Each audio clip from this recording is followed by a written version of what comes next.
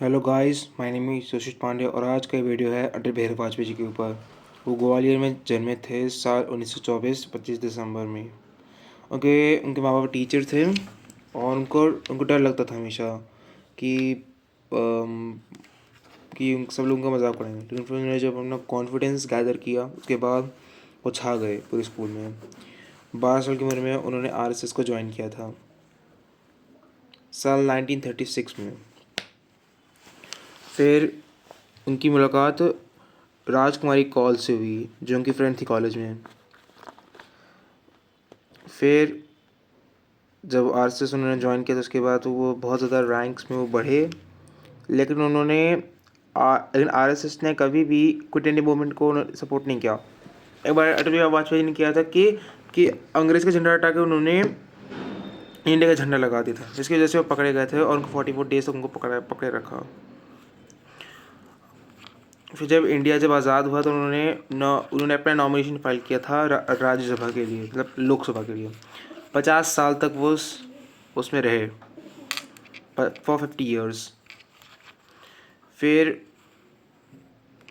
जब देश आज़ाद हुआ फिर पार्टीशन के बाद उन्होंने इस्तीफ़ा ले लिया कि मैं ज्वाइन नहीं करूँगा। फिर जब पार्टीशन हो गया, फिर पहली जंग हुई पाकिस्तान के साथ, तो तब तक इंडिया में थे। और के बी हेडवेज हेडवेजवर हेड हेजवार उस समय के वो थे, फाउंडर थे आरएसएस के। 27 सितंबर 1925 में उन्होंने किया था कि आरएसएस को फाउंड किया था उन्होंने। फिर जैसे जैसे साल बीतते गए अटल बिहारी वाजपेयी जी की बुद्धि खुलने लग गई। उन्होंने बहुत कुछ किया।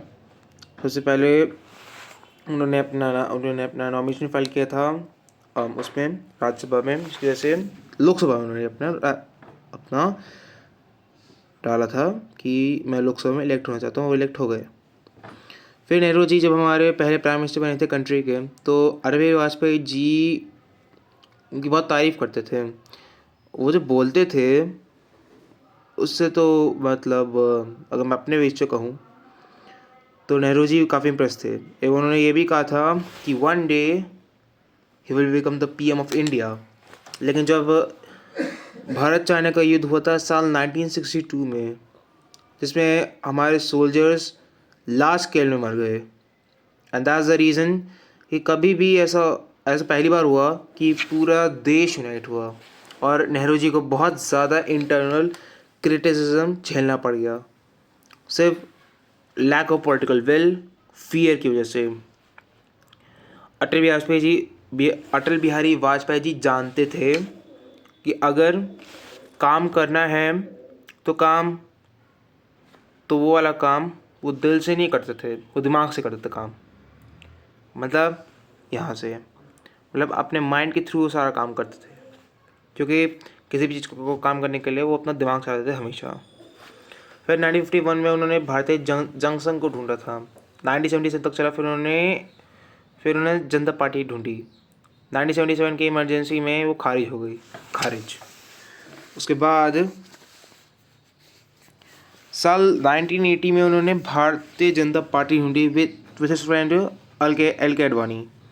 लेकिन उसके साथ साथ उन्होंने अपनी पर्सनल लाइफ में एक बच्ची थी जिसका नाम था नमिता भट्टाचार्य, जो राजकुमारी कौल की बेटी थी। उनका जन्म 13 सितंबर 1925 में उनका जन्म हुआ था। और अटल बिहारी वाजपेयी जी उनके साथ क्लोज रिलेशन रखते थे हमेशा, एज अ फैमिली की तरह। मतलब अगर कहा जाए तो अटल बिहारी वाजपेयी जी नमिता भट्टाचार्य, राजकुमारी कौल के साथ अपने क्लोज रिलेशन रखते थे। इंक्लूडिंग उन्होंने यहाँ तक ये भी कहा था, जब नमिता भट्टाचार्य ने जब अपनी स्पीच दी थी, वो इतने इम्प्रेस हो गए थे उससे, तो वो अपनी बेटी तक मानने लग गए थे। आई नो ये काफ़ी अजीब है कि एक आदमी यानी अटल बिहारी वाजपेयी जी नमिता भट्टाचार्य को अपनी बेटी तक को मानते हैं। मतलब नमिता भट्टाचार्य भले उनकी बेटी हैं, लेकिन वो उनको अपनी बेटी मानते थे। एंड ऐसा बहुत होता था कि उनके जितने गुरु थे, जैसे श्याम प्रसाद मुखर्जी या कोई भी थे, उनकी उम्र दोनों 51 साल के थे। एक ऐसे बहुत ही एक प्रोमिनेंट लीडर थे जिनका निधन हो गया था साल 1967 में। उनका 1968 यानी 11 फरवरी को देहांत हो गया था उनका। उन्होंने ट्रेन पकड़ी थी और 11 फरवरी को उनकी लाश मिली रेलवे स्टेशन की पटरी पे मिली। अटल बिहारी वाजपेयी जी काफ़ी सदमे में आ चुके थे इस बात को लेकर कि इन्हें जो थे उनके जो गुरु थे वो तो उनको था, वो कहते थे कि अगर मैं मर जाऊंगा तो मेरा बेटा संभालेगा। वो बहुत रोए इस बात को लेकर। लेकिन इसके पहले भी साल 1947 जब हमारा देश आज़ाद हुआ तो पार्टीशन की नौबत आ गई, उन्होंने इस्तीफ़ा दे दिया जैसे मैंने शुरू में कहा। फिर साल 1953 में कश्मीर में इंसर्जेंसी चलने के चांसेस हो रहे थे क्योंकि सब लोग पाकिस्तान जिंदाबाद के नारे लगा रहे थे और हिंदुस्तान मुर्दाबाद के नारे लगा रहे थे। अटल बिहारी वाजपेयी जी इससे बिल्कुल खुश नहीं थे। 1965 की जंग में तो भाई साहब लाल बहादुर शास्त्री जी के लीडरशिप में इंडिया जीत गया जंग। लेकिन अनफॉर्चुनेटली हमारे पीएम का निधन साल 1966 11 जनवरी को हो गया। अटल बिहारी वाजपेयी जी इससे भगत से काफ़ी समय में आ चुके थे। साल 1971 यानी ये वो दौर था 1970s का दौर। उस समय क्या हुआ कि एक तो जंग हुई पाकिस्तान के साथ जिसमें हम लोग जीत गए। फिर 1975 में जैसे ही इंदिरा गांधी जी जीत गई थी 1971 के इलेक्शन, 1972 के इलेक्शन जो जीत गई थी, जब अगला टर्न आना था 1977 में, तो 1975 से लेकर 1977 तक पूरे 21 महीनों तक की इमरजेंसी चली जिसमें कई लोग पकड़े भी गए और कुछ लोग मारे भी गए। इससे बहुत से लोग गुस्सा हो गए और उन्होंने साल 1977 के जनरल इलेक्शंस में इंदिरा गांधी को कोई सपोर्ट नहीं दिया। कांग्रेस हार गई। फिर मोरारजी देसाई जी आए। हालांकि मोरारजी देसाई ये बहुत ही कॉन्ट्रोवर्शियल टाइप के पीएम थे। अब आप लोग पूछ रहे हैं कि मैं कॉन्ट्रोवर्शियल क्यों कह रहा हूँ। इसके पीछे की वजह ये है कि जब 1977 में भारतीय जनसंघ में पीएम मोरारजी देसाई आए तो उन्होंने अटल बिहारी वाजपेयी जी को फॉरेन मिनिस्टर बना दिया। 1978 में यूएस प्रेसिडेंट जिमी कार्टर खुद आए थे इंडिया और उस समय अमेरिका और भारत के बीच में रिलेशंस इतने अच्छे नहीं थे। हाँ भले अच्छे नहीं थे लेकिन कोशिश हो रही थी कि उनके साथ रिलेशंस अच्छे हों। लेकिन जब मोरारजी देसाई ने जब इतना सारा लीक कर दिया था, सारा इन्फॉर्मेशन ड्रॉ का पाकिस्तान को, जब वो उस समय के जनरल ज़िया उल हक से बोले कि हमारे पास कहूटा की पूरी इन्फॉर्मेशन है, फिर उन्होंने फिर क्या किया, उनकी इस एक गलती के चक्कर में हमारे कई ऑफिसर्स की जान चली गई, शहीद हो गए हमारे कंट्री के लिए। जो उन्होंने इतना जो सर्वोच्च बलिदान दिया उसके लिए तो हर एक देश उन पर गर्व करता है। यानी जो रॉ ऑफिसर्स जितने भी हैं, चाहे रॉ ऑफिसर्स हो, आर्मी, नेवी, एयरफोर्स के जितने भी सोल्जर्स हों, अपना शहीदी बलिदान दिया अपने कंट्री के लिए।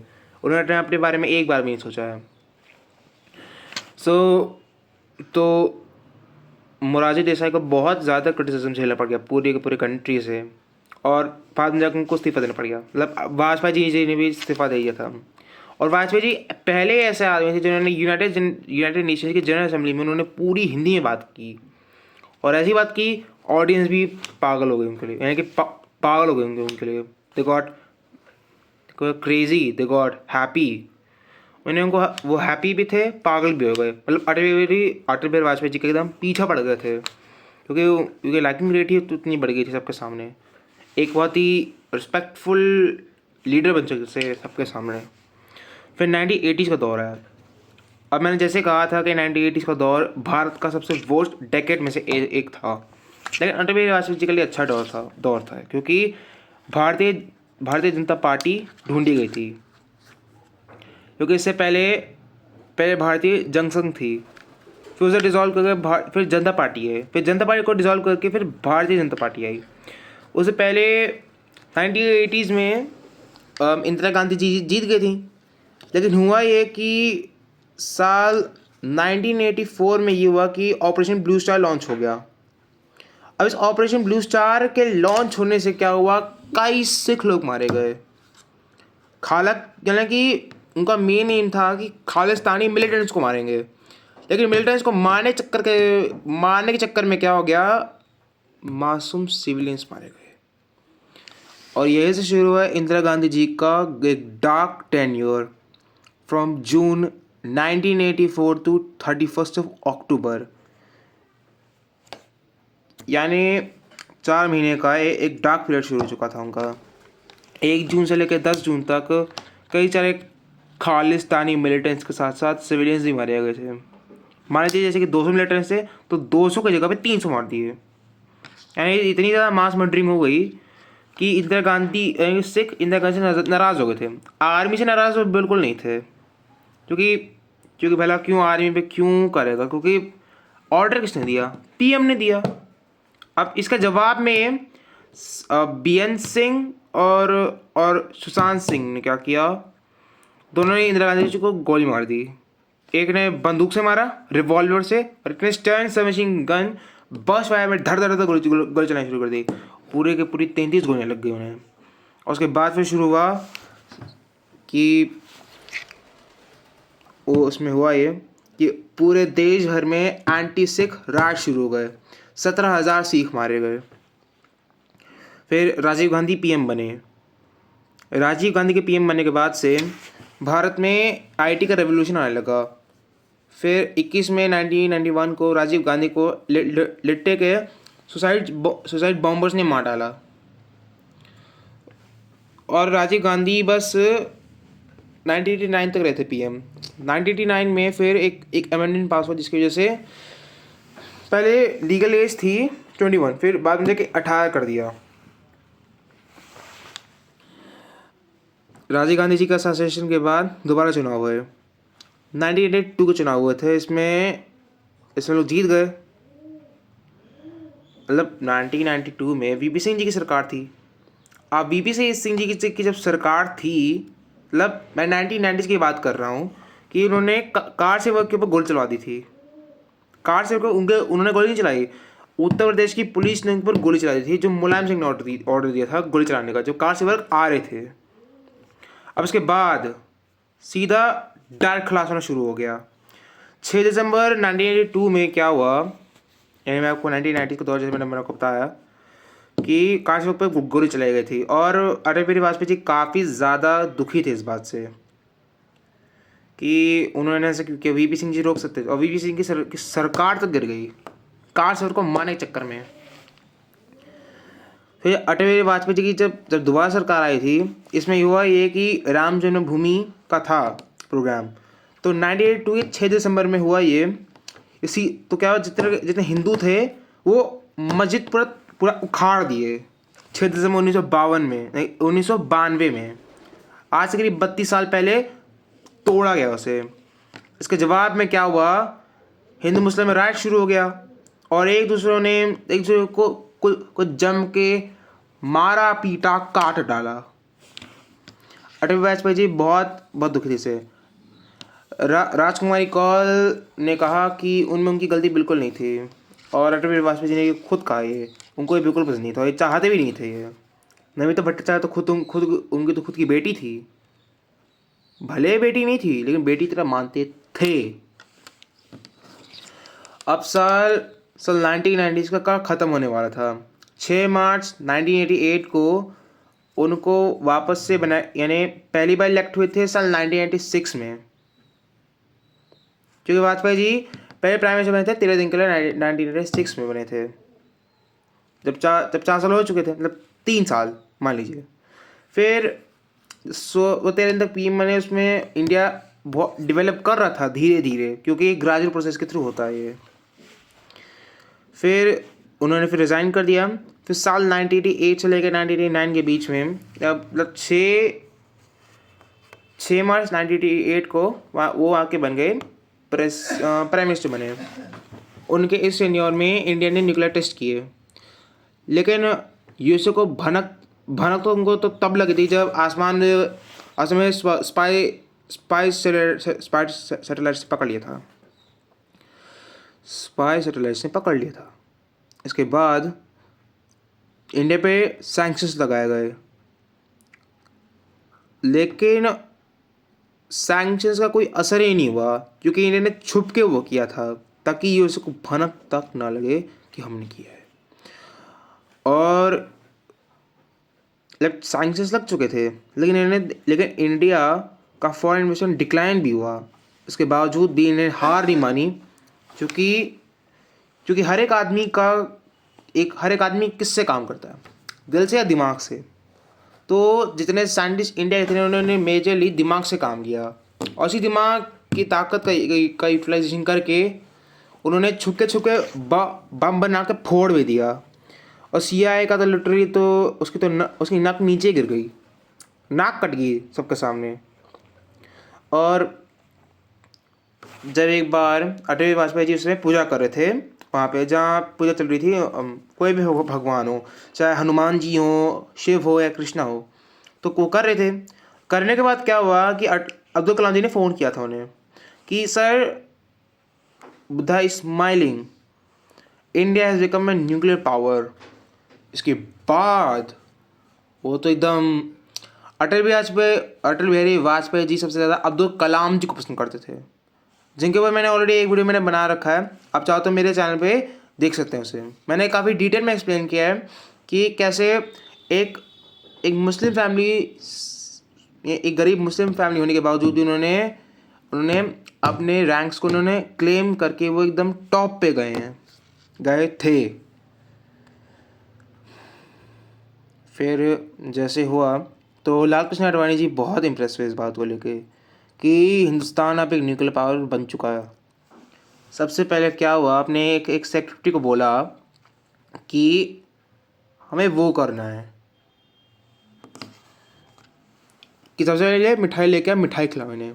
लाल कृष्ण आडवाणी जी बहुत इम्प्रेस हुए इससे, और फिर अटल बिहारी वाजपेयी जी को खुद खिलाया। फिर कि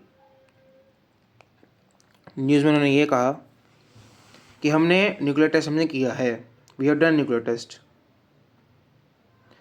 फिर न्यूक्लियर सैंक्शंस उसके हट गए 6 महीने बाद। फिर क्या हुआ कि कुछ लोगों ने क्या किया, मतलब पॉलिटिकल लीडर्स ने अपना सपोर्ट खींचा था। इसकी वजह से 17 अप्रैल 1999 में उनकी सरकार गिर गई। जब दोबारा चुन के आई तो उसमें क्या उन्होंने कहा कि पाकिस्तान के साथ हमें अपने रिलेशंस को इम्प्रूव करना है, लेकिन जब गए तब कुछ नहीं हुआ था। एक लड़के ने पूछा था कि जनाब हम हमसे शादी करना चाहते हैं, क्योंकि वो पूरी ज़िंदगी वो कुंवारे रहे थे। उन्होंने कहा कि जनाब हम हमसे शादी करना चाहते हैं, लेकिन हमें हमें मुंह दिखाई में कश्मीर चाहिए। फिर अटल बिहारी वाजपेयी ने जवाब में कहा मैं आपसे शादी करने के तैयार हूँ, लेकिन मुझे दहेज में पूरा पाकिस्तान चाहिए। वो उन्होंने मजाक में कहा था। वैसे भी लेंगे क्यों पूरा पाकिस्तान, पाकिस्तान उनका थोड़ी ना है, पाकिस्तान तो नवाज शरीफ का था। लेकिन उस समय हुआ ये कि जब वो कर रहे थे काम, तो फरवरी 1999 को गए और कहा कि हम बहुत देर से दुश्मन रहे हैं, अब थोड़ी बहुत दोस्ती वोस्ती कर लेते हैं। लेकिन उनको कहाँ मालूम था कि पाकिस्तान की मिलिट्री उनके पीछे खंजर खोपने वाली थी। खंजर तो कब खोप चुके थे। जब कुछ कश्मीरी लोगों ने देख लिया कि कश्मीरी लोकल्स ने कि पाकिस्तान कश्मीरी मिलिटेंट्स के साथ साथ आर्मी के साथ भी इंडिया के LOC में घुस के कश्मीर में कश्मीरी मिलिटेंट्स और आर्मी दोनों एक साथ कोऑर्डिनेट करके इंडिया के श्रीनगर लेट हाईवे NH-1A को पकड़ के ब्लॉक करने वाले थे, जिससे कश्मीर लद्दाख से अलग हो जाता। अटल बिहारी वाजपेयी जी को जैसे इस की भनक पड़ी, एकदम गुस्से हो गए, गुस्सैल, आग जल गया नफ़रत का, और नफ़रत का बीज उनके दिमाग में बोया पाकिस्तान के मिलिट्री का बिट्रेल को लेके। इसके बाद फिर क्या हुआ, अब जो होना था वो होना ही था। सीधा आर्मी, नेवी और एयरफोर्स के चीफ को बुलाया गया। जनरल वेद प्रकाश मलिक, अनिल यशवंत टिपनिस को बुलाया गया था। इसके बाद फिर हुआ ये कि फिर तुरंत ही 26 मई को ऑपरेशन विजय यानी तभी लॉन्च किया गया था ऑपरेशन विजय जब कारगिल वॉर की शुरुआत हुई थी। फिर 26 मई को इंडियन नेवी ने ऑफ एयरफोर्स ने ऑपरेशन सफेद सागर लॉन्च किया। इसका काम था पाकिस्तानी मिलिट्री को फ्लश आउट करने का। लेकिन इसमें ये हुआ कि अटल बिहारी वाजपेयी जी एक चीज़ को लेकर बड़े सख्त थे कि LOC को क्रॉस नहीं करना है। और ये इंडिया के लिए एक मेजर डिप्लोमेटिक विक्ट्री थी कि किस तरह से पेशेंस से काम लेके उन्होंने पूरा वॉर नहीं किया था।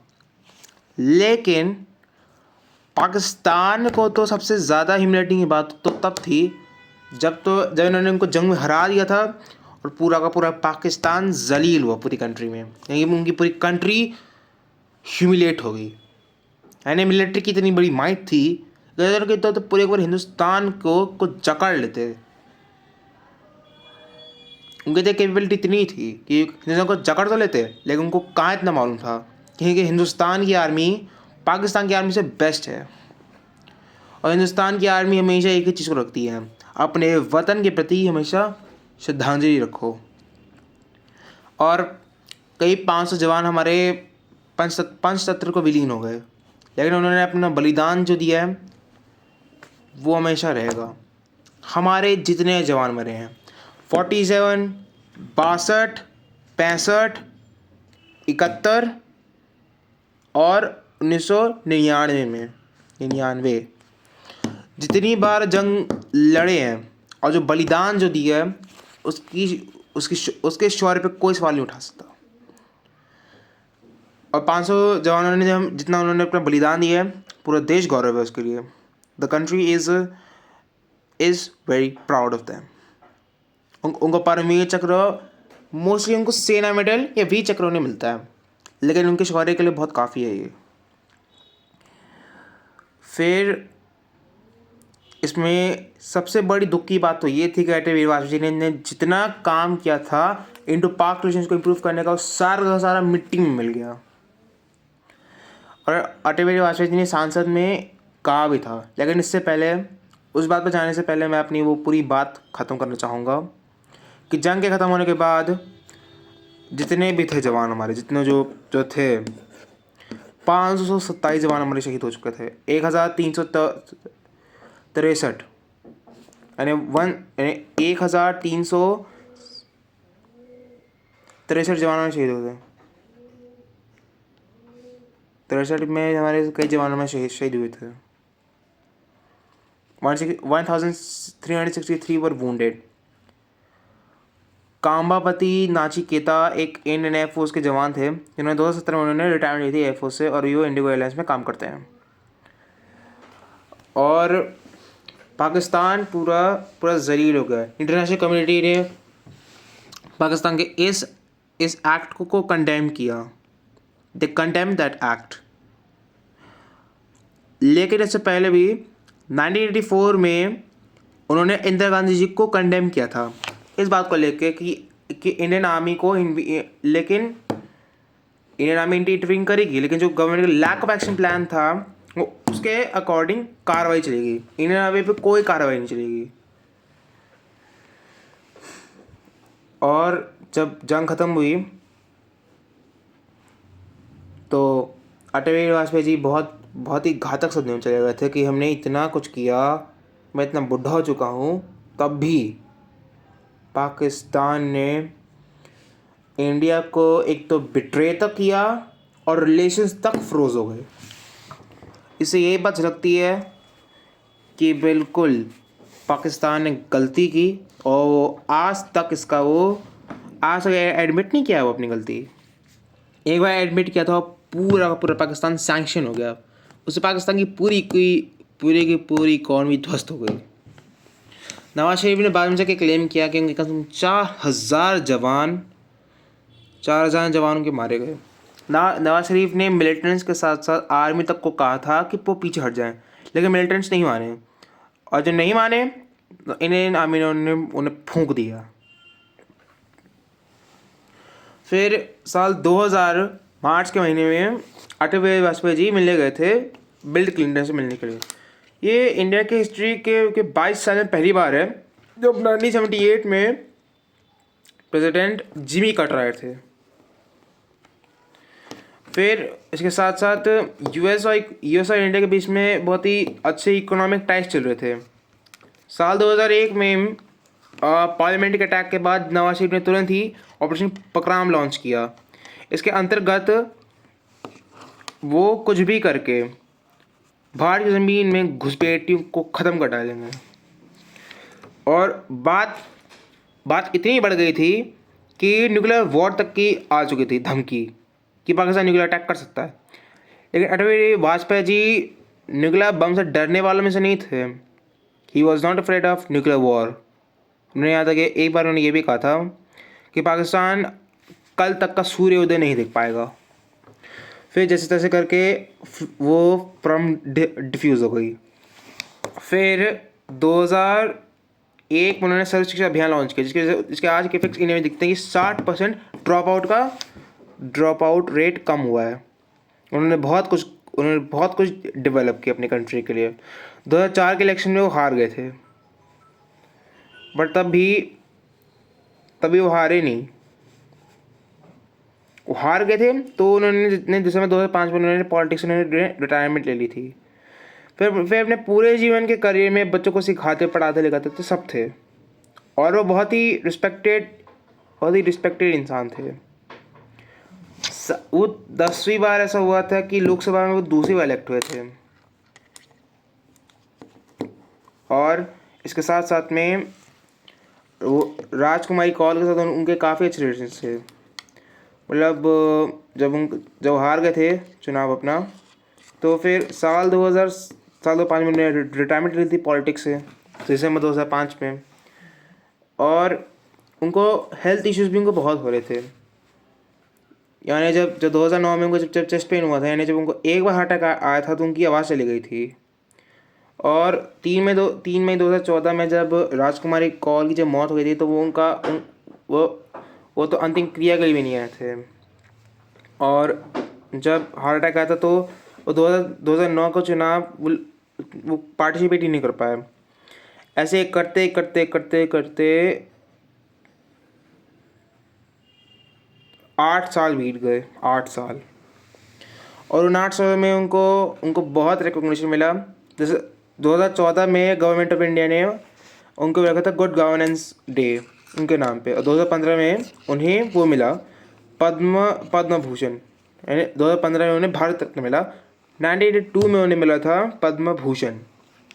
वो काफ़ी रिस्पेक्टेड इंसान थे, हर एक ऑपोजिशन मेंबर की वो रिस्पेक्ट करते थे। आज तक करते थे रिस्पेक्ट।